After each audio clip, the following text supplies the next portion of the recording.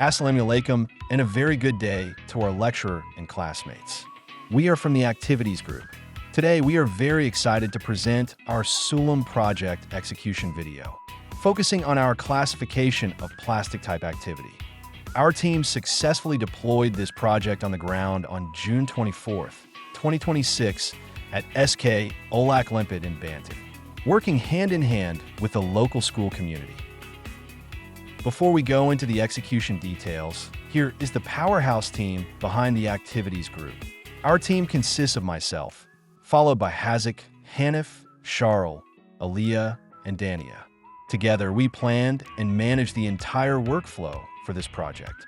Now, let's take a look at our core activity and target audience layout. For our core activity, we executed the classification of plastic type program assigned by our lecturer. We scaled this out by targeting primary school students across 10 classrooms simultaneously to solve local waste sorting issues. The activity was broken down into two main execution phases. In Phase 1, students worked in small groups inside their classrooms to identify resin identification codes 1 through 7 on real household waste using our custom stickers. In Phase 2, class representatives brought the sorted piles to a central hub to consolidate the school's total waste into 7 major recycling boxes. Now, I will pass it to the next speaker to walk you through our on-site logistics. We taught the students 7 plastic types, which is code 1 PET for bottles, code 2 HDPE for shampoo, code 3 PVC for pipes, code 4 LDPE for bags, code 5 PP for caps, code 6 PS for foam, and code 7 for others, but we simplified it by teaching them to look for the recycling number and identify plastics by their feel and everyday use. For the classroom setup, 7 different colored plastic trash bags were prepared at the front of the class before the activity began, with each color representing a different plastic type. After a 5-minute group discussion, students presented the items they identified and placed them into the corresponding colored bags.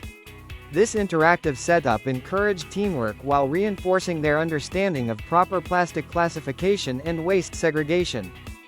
After students have completed the sorting activity in Zone 1, all of the classified plastic items are brought to Zone 2, which serves as the central point assembly area.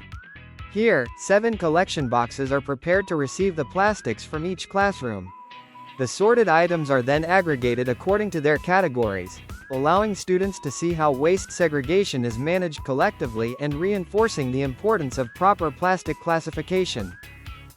Before moving into the execution phase, these are the core materials used throughout the program.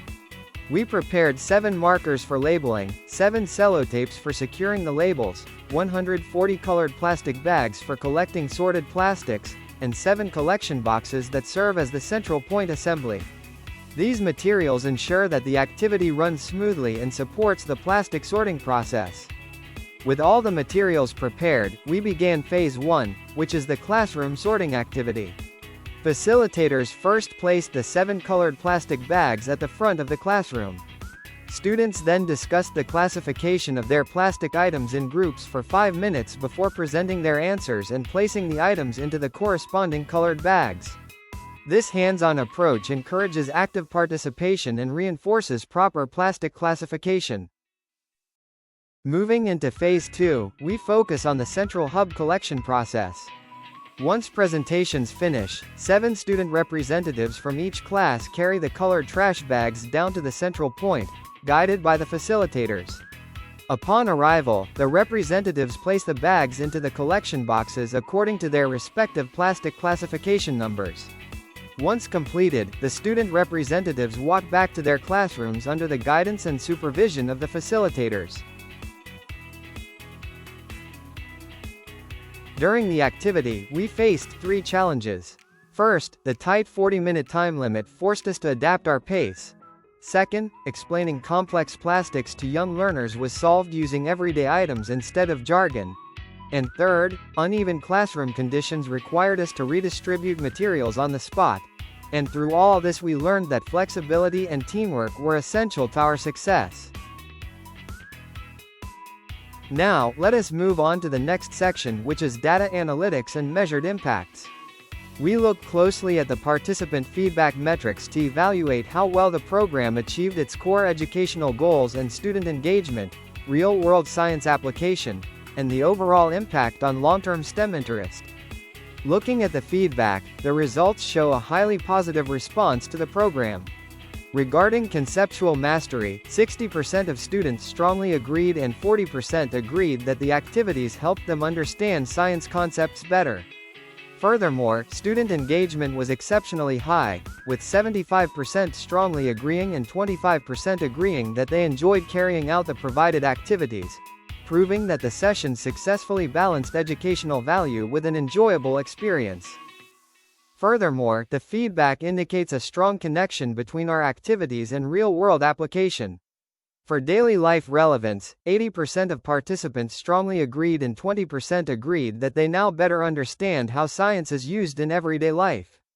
Additionally, when it came to inspiring sustainability, an impressive 93% strongly agreed and 7% agreed that they obtained new ideas about the reuse of used materials, highlighting the program's success in encouraging eco-friendly thinking.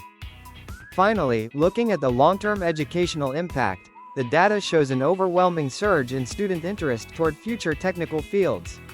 Specifically, 92% of the participants strongly agreed and 8% agreed that the activities carried out increased their interest in the STEM field. This serves as strong evidence that hands-on environmental education acts as an effective catalyst for inspiring the next generation of STEM learners and innovators. We faced several challenges including limited time, complex scientific terms for young students, and varying amounts of plastic brought by different classes. Despite these obstacles, our team grew significantly. We developed patience, confidence, and stronger problem-solving skills. Our communication and leadership abilities improved, and we gained a deeper sense of empathy and responsibility. The key lesson we learned is that knowledge alone doesn't mean we can teach effectively, but we must simplify concepts and use hands-on learning for young audiences. In conclusion, our objectives were successfully achieved. Students learned about recycling, facilitators enhanced their soft skills, and we used low-cost recycled materials. This project aligned with Sustainable Development Goals, SDG 4 and SDG 12. The SULAM project proved that engineering knowledge is meaningful when applied to serve the community. We thank our lecturer, the school, and our team for their support.